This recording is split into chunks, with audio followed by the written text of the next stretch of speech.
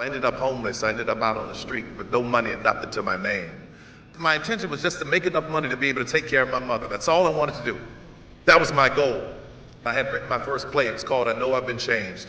I put the show up, working, used car, bill collector, H&R Block tax return that wasn't quite right, but I got my money out of it.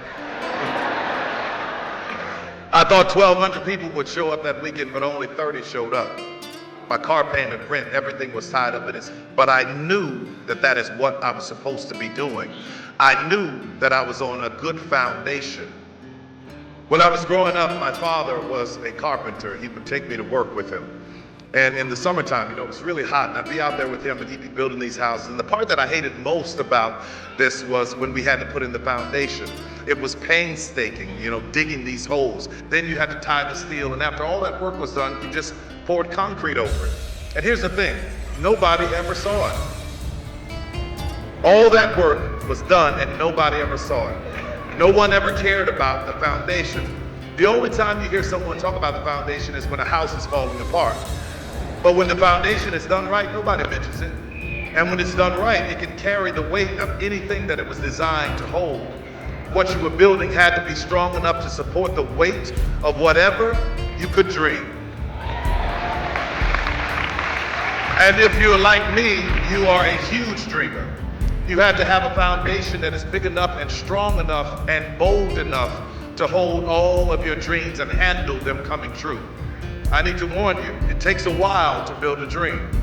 When you get out there in the world, I want you to remember something. What's in the well will come up in the bucket. So today I want to challenge you to know your intention as to why you do what you do. And I promise you, if your intention is right, you will be successful. But let me warn you what will happen when you're successful, because I don't want you to get out there and get caught off guard. At first, you're going to be celebrated. But when your success surpasses what your peers expect of you, then you will become a target. So now that you have set your intention, now that you have your foundation, let's talk about how to stay on course when the attacks come. As an artist, this is the art that I want to paint. Just as I will never do it, don't you ever change one brushstroke on your canvas because somebody doesn't like what you paint. You have the foundation. Know your intention. Know that it's not going to be easy, but just keep yourself on track. Know the value of what is already down in your well.